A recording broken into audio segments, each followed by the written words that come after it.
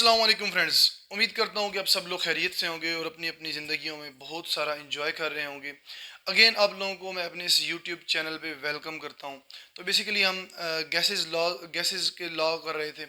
तो सबसे पहले हमने लॉ किया था बॉयल्स लॉ के अंदर हमने देखा था कि गैस का जो वॉल्यूम है और उसका जो प्रेशर है वो आपस में जो है ना एक दूसरे से लिंक्ड थे। यानी कि बॉयल्स लॉ के अंदर हमने प्रेशर और वॉल्यूम को आपस में देखा गैसेस के ऊपर, यानी गैसेस का वॉल्यूम बढ़ाने से प्रेशर क्या हो जाता है, कम हो जाता है। इस तरह गैसेस का प्रेशर बढ़ाने से क्या हो जाता है, वॉल्यूम कम हो जाता है।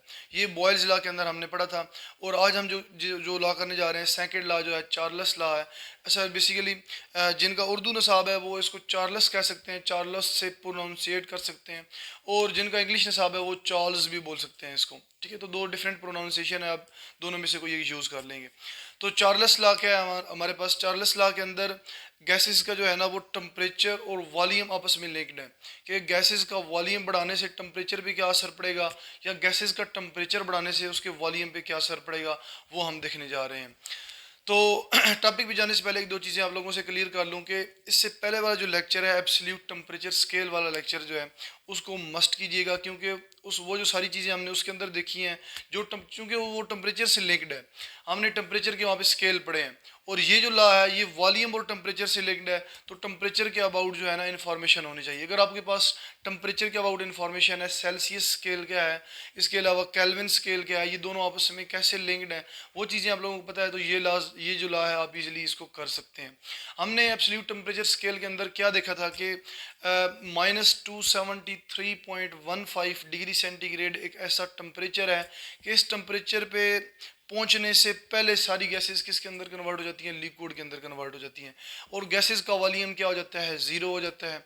सही है, ये हम चीज़ हमने पिछले लेक्चर के अंदर देखी थी। तो बेसिकली हमने उसी चीज़ को आज चार्ल्स लॉ के अंदर रिलेट करना है। चार्ल्स लॉ ने उसी को जो है ना बेस बना के टेम्परेचर और वॉल्यूम का जो है ना आपस में लिंक देखा था। तो आइए चलते हैं अपने टॉपिक पे। चार्ल्स लॉ की सबसे पहले हम डेफिनेशन करेंगे। डेफिनेशन के बाद हम उसका मैथमेटिकल रिप्रेजेंटेशन और उसके बाद उसकी एक्सपेरिमेंटल वेरिफिकेशन करेंगे कि वाकई ये एक्सपेरिमेंटली एप्लीकेबल है भी या नहीं है। तो सबसे पहले डेफिनेशन क्या है? French scientist J Charles in 1787 presented his law which states that. अब ये डेफिनेशन यहाँ से स्टार्ट होती है। The volume of a given mass of gas is directly proportional to the absolute temperature if the pressure is kept constant. इस definition के according क्या है कि आपके पास एक गैस है, उसका कुछ ना कुछ मैस है। ठीक है, उस गैस का जो वॉल्यूम है ना वो वॉल्यूम डायरेक्टली प्रोपोर्शनल है किसके? टेम्परेचर के, एब्सोल्यूट टेम्परेचर के। एब्सोल्यूट टेम्परेचर हमने क्या देखा था कि -273.15 डिग्री सेंटीग्रेड टेम्परेचर कौन सा था? एब्सोल्यूट टेम्परेचर था। वो जो टेम्परेचर है और जो गैस का वॉल्यूम है वो आपस में डायरेक्टली प्रोपोर्शनल है। अगर वो टेम्परेचर आप जो है ना एब्सोल्यूट टेम्परेचर के करीब जाएंगे तो वॉल्यूम क्या होगा? कम होगा। यानी कि टेम्परेचर कम करते जा रहे हैं ना, जीरो से आप डाउन करते जाएंगे -273.15 के करीब करीब जैसे आप जाते जाएंगे, यानी कि टेम्परेचर कम करते जाएंगे तो वॉल्यूम भी क्या होता जाएगा? कम होता जाएगा। गैसेस सारी किसके अंदर कन्वर्ट होती जाएंगी? लिक्विड के अंदर कन्वर्ट होती जाएंगी।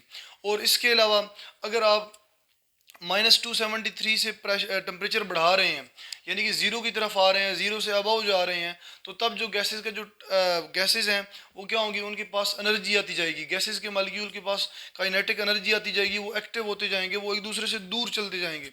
समझ आ गई है ना? जब दूर जाएंगे तो वो क्या करेंगे? जो कंटेनर होगा उसकी दीवार के ऊपर, यानी कि जो पिस्टन होगा, पिस्टन के ऊपर प्रेशर एक्सर्ट करेंगे और पिस्टन को ऊपर की तरफ मूव कर देंगे। पिस्टन ऊपर की तरफ मूव हो जाएगा। इस तरह क्या हो जाएगा? गैसेस का वॉल्यूम बढ़ जाएगा। समझ आ गई इस चीज़ की? अच्छा नेक्स्ट है यहाँ पे, if the pressure is kept constant. अब यहाँ पे प्रेशर कांस्टेंट है। प्रेशर कैसे कांस्टेंट है? अगर आपने 2 एटीएम प्रेशर अप्लाई किया है, यानी कि इसके ऊपर 2 एटीएम प्रेशर अप्लाई हो रहा है, पहला जो कंटेनर है, तो दूसरे कंटेनर के ऊपर, यानी कि जिसके ऊपर आप प्रैक्टिकल कर रहे हैं, प्रैक्टिकल वर्क देख रहे हैं, जिसको आप हीट कर रहे हैं, टेम्परेचर दे रहे हैं, उसके ऊपर भी प्रेशर 2 एटीएम ही रहेगा। अगर इसके ऊपर 2 एटीएम है तो उसके ऊपर भी 2 एटीएम रहेगा। अगर इसके ऊपर 10 एटीएम है तो उसके ऊपर भी 10 एटीएम रहेगा। यानी कि पूरा प्रैक्टिकल आप जो कर रहे हैं, आप चेंजेस जो कर रहे हैं प्रेशर टेम्परेचर के अंदर या वॉल्यूम के अंदर जो चेंजेस कर रहे हैं वो सेम प्रेशर के ऊपर कर रहे हैं, प्रेशर चेंज नहीं कर रहे आप। समझ लगी इस चीज़ की? जो बॉयल लॉ हमने किया था, बॉयल्स लॉ के अंदर हमने टेम्परेचर को कांस्टेंट रखा था, टेम्परेचर जो है ना हमने चेंज नहीं था किया बॉयल्स लॉ के अंदर। लेकिन चार्ल्स लॉ के अंदर हम टेम्परेचर चेंज कर रहे हैं, लेकिन प्रेशर जो है ना वो क्या कर रहे हैं, कांस्टेंट रख रहे हैं, प्रेशर एक ही रख रहे हैं, यानी कि प्रेशर बिल्कुल भी चेंज नहीं कर रहे हैं। समझ आ गई ना इस चीज़ की? ये मेन इंपॉर्टेंट पॉइंट है कि प्रेशर जो है ना वो हमने कांस्टेंट रखा हुआ है। कांस्टेंट प्रेशर के ऊपर हम क्या कर रहे हैं, टेम्परेचर चेंज कर रहे हैं और वॉल्यूम जो है ना वो चेंज हो रहा है। टेम्परेचर अगर बढ़ रहा है तो वॉल्यूम बढ़ रहा है, टेम्परेचर कम हो रहा है तो वॉल्यूम कम हो रहा है। तो इस तरह टेम्परेचर और वॉल्यूम जो है आपस में क्या है, डायरेक्टली प्रोपोर्शनल है। यानी कि एक चीज़ के बढ़ने से दूसरी चीज़ बढ़ रही है, वॉल्यूम के बढ़ने से टेम्परेचर बढ़ रहा है। अगर एक चीज़ कम हो रही है तो दूसरी चीज़ कम हो रही है। वॉल्यूम टेम्परेचर कम कर रहे हैं तो वॉल्यूम क्या हो रहा है, कम हो रहा है। यानी कि दोनों चीज़ें आपस में क्या है, डायरेक्टली लिंक्ड है। जबकि बॉयल्स लॉ के अंदर प्रेशर और वॉल्यूम इनवर्सली लिंक थे। वॉल्यूम बढ़ाएंगे तो प्रेशर कम हो जाएगा, प्रेशर बढ़ाएंगे तो वॉल्यूम कम हो जाएगा। ये बॉयल्स लॉ के अंदर हमने देखा था। सही है नहीं? जनरली यानी कि दो तीन लफ्ज़ों के अंदर अगर आप बॉयल्स लॉ को और चार्ल्स लॉ को एक्सप्लेन करना चाहें तो इस तरह कर सकते हैं। मैथमेटिकल रिप्रेजेंटेशन देखते हैं। मैथमेटिकल रिप्रेजेंटेशन में क्या है कि वॉल्यूम जो है वो टेम्परेचर की क्या है, डायरेक्टली प्रोपोर्शनल है। ये डायरेक्टली प्रोपोर्शनल का साइन है।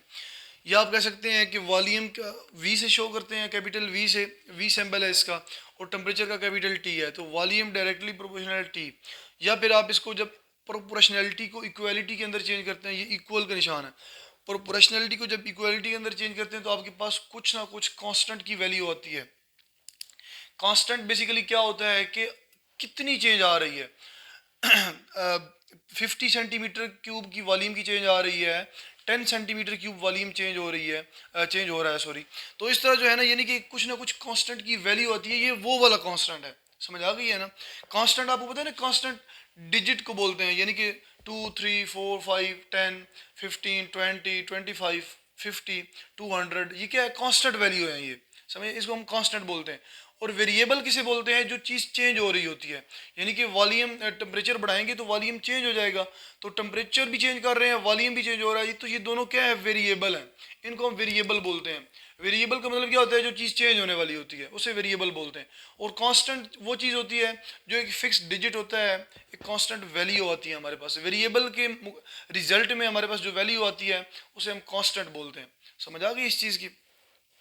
तो यहाँ पे देखें, जब आप इसको प्रोपोर्शनैलिटी को इक्वालिटी के अंदर चेंज करेंगे तो ये किस तरह लिखा जाएगा, v इज इक्वल टू के टी। ठीक है? यहाँ पे, और यहाँ पे k की वैल्यू अगर आप फाइंड करना चाहते हैं, k फाइंड करना चाहते हैं, तो वॉल्यूम ऊपर रखेंगे और टेम्परेचर नीचे आ जाएगा। यानी कि टेम्परेचर k के साथ क्या हो रहा है, यहाँ पे मल्टीप्लाई हो रहा है, तो डिनोमिनेटर में जाकर क्या हो जाएगा, वॉल्यूम से डिवाइड हो जाएगा। Where k is proportionality constant.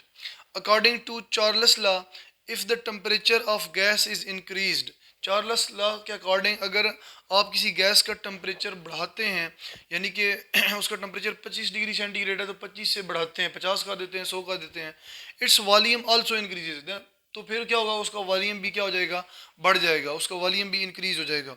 When temperature is changed from T1 to T2, T1 initial temperature है, यानी कि उसका अभी टेम्परेचर आपने बिल्कुल स्टार्टिंग वाला पहला टेम्परेचर है, अगर आप उसका इनिशियल टेम्परेचर बढ़ाते हैं, बढ़ा के उसका टेम्परेचर T1 से T2 कर देते हैं, फाइनल टेम्परेचर कितना कर देते हैं, T2 कर देते हैं, तो उसका जो वॉल्यूम होगा वो भी चेंज हो जाएगा। The volume changes from V1 to V2, then उसका जो वॉल्यूम है, जो इनिशियल वॉल्यूम है वो भी क्या हो जाएगा, फाइनल वॉल्यूम, यानी कि वॉल्यूम के अंदर चेंज आ जाएगी और हमारे पास एक फाइनल वॉल्यूम V2 आ जाएगा।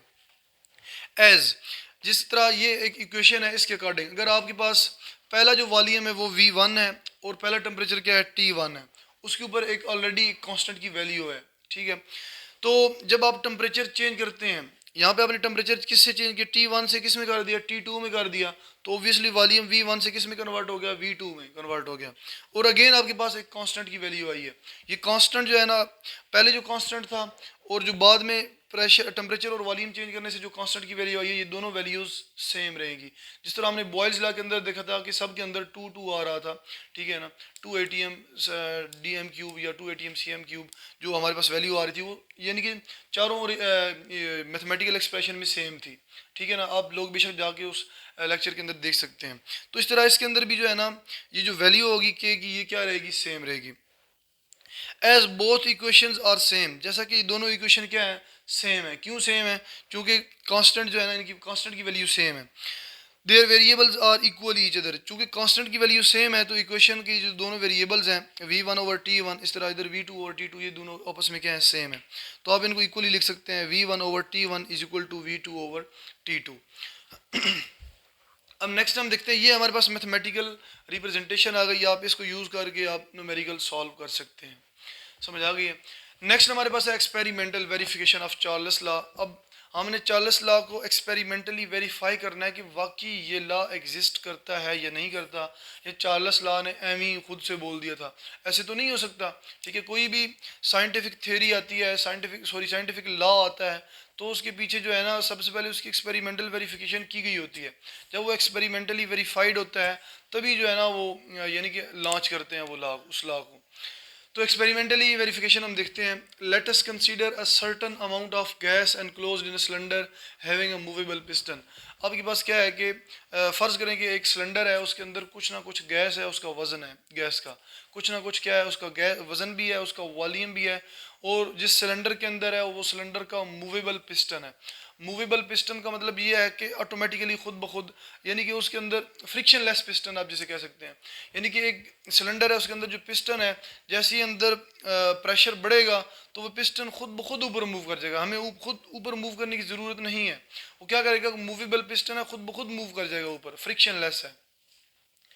तो if initial volume is v1 is equal to 50 centimetre cube, अगर पहला वॉल्यूम, ये फ़र्ज़ करें आपके पास वॉल्यूम क्या है, v1 50 सेंटीमीटर क्यूब, ये गैस एनक्लोज्ड है, एक सिलेंडर है, उसके ऊपर ये मूवेबल पिस्टन लगा हुआ है, गैस एनक्लोज्ड है, बंद है यहाँ से।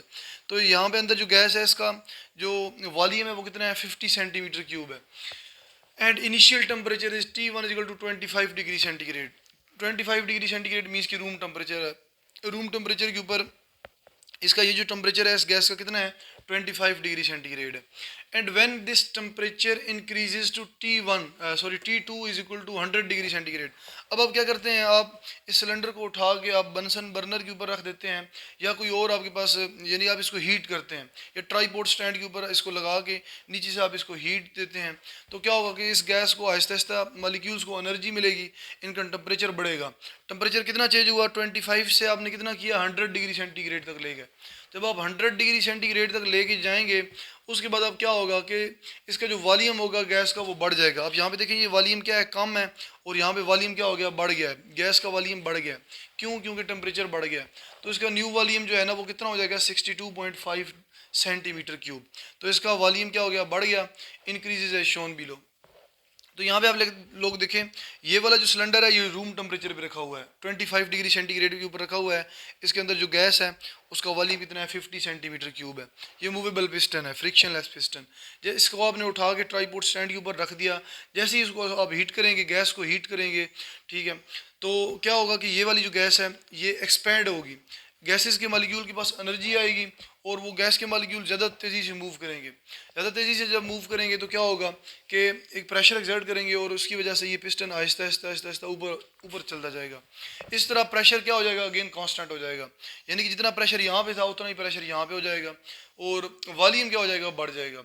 जब वॉल्यूम बढ़ जाएगा तो इसका मतलब कहने का यहाँ पे बॉयल्स लॉ जो है ना, हमारे चार्ल्स लॉ जो है वो क्या हो गया, वेरीफाइड हो गया कि टेम्परेचर बढ़ाने से वॉल्यूम क्या हो गया, बढ़ गया। तो इसका न्यू वॉल्यूम कितना आ गया, 62.5 सेंटीमीटर क्यूब। जैसे ही आपने टेम्परेचर 25 से 100 किया, इसका वॉल्यूम 50 सेंटीमीटर क्यूब से कितना हो गया, 62.5 सेंटीमीटर क्यूब। इसी तरह आप इसको यहाँ पे ये भी कर सकते हैं कि ये वाला जो टेम्परेचर है 25 डिग्री सेंटीग्रेड है, आप इस टेम्परेचर को 25 से नीचे लेके जाते हैं, 0 डिग्री सेंटीग्रेड पे लेके जाते हैं, तो इसका वॉल्यूम 50 से कम हो जाएगा, 40 हो जाएगा मे बी, या उससे जो है ना आप कैलकुलेशन, ये हम कैलकुलेशन करने से पता चलेगा। तो इसका वॉल्यूम कहने का मतलब ये कि 50 से क्या हो जाएगा, कम हो जाएगा। अगर 0 से और नीचे करते हैं, माइनस में लेके जाते हैं इस गैस का टेम्परेचर, तो इसका वॉल्यूम और कम हो जाएगा। इस तरह यानी कि चार्ल्स लॉ वेरीफाइड हो गया कि टेम्परेचर बढ़ाने से वॉल्यूम बढ़ता है, और टेम्परेचर कम करने से वॉल्यूम कम होता है। Simple is that. तो ये हमारे पास चार्ल्स लॉ था। उम्मीद करता हूँ कि आप लोगों को ये सारी चीज़ें समझ आ चुकी होंगी। अगेन आप लोगों को यही रिकमेंड करूँगा कि पिछले जितने भी प्रीवियस लेक्चर हैं इस चैप्टर से रिलेटेड, वो आप लोग मस्ट देखें। और इस चैप्टर पे आने से पहले आप लोग सबसे पहले कोशिश करें, अगर आप लोगों के पास टाइम है तो स्टार्टिंग से मेरे लेक्चर देखना शुरू करें। आप लोगों के पास देखें, हर चीज़ जो है ना वो आहिस्ता आहिस्ता बिल्ड होती है, ठीक है। आप लोगों के कॉन्सेप्ट भी आहिस्ता आहिस्ता बिल्ड होंगे। ऐसे नहीं है कि एक दिन में या 2 दिन में या 1 महीने के अंदर आप लोगों को पूरी केमिस्ट्री समझ आ जाएगी, ऐसी कोई बात नहीं है। आप लोग आहिस्ता आहिस्ता मेहनत करते रहेंगे। जब आप लोग पूरा साल, यानी कि मेरे जितने भी लेक्चर हैं इस बुक के ऊपर, आप लोग सारे देखेंगे A to Z शुरू से देखेंगे, तो आप लोगों के कॉन्सेप्ट तभी आहिस्ता आहिस्ता क्लियर होंगे। और इंशाल्लाह जब आप लोग 10th में जाएंगे, आप लोगों के कॉन्सेप्ट और मज़ीद स्ट्रॉन्ग होंगे। इस तरह जब 11th में जाएंगे, 12th में जाएंगे, तो इस तरह कॉन्सेप्ट आप लोगों के स्ट्रॉन्ग से स्ट्रॉन्ग होते चले जाएंगे। और इंशाल्लाह आप एक दिन आप लोग केमिस्ट्री के एक्सपर्ट बन जाएंगे। समझ आ गई इस चीज़ के? आप लोगों को साइंस की थॉरोली समझ आ जाएगी कि साइंस बेसिकली है क्या, साइंस किन प्रिंसिपल्स के ऊपर काम करती है, किस प्रिंसिपल्स के ऊपर आप जो है ना वो किन प्रिंसिपल्स को फॉलो करती है। तो ये सारी चीज़ें आहिस्ता आहिस्ता बिल्ड होंगे। तो एंड तक मेरे साथ रहिएगा। इंशाल्लाह मिलते हैं नेक्स्ट लेक्चर में। अपना बहुत सारा ख्याल कीजिएगा। ओके, अल्लाह हाफिज़।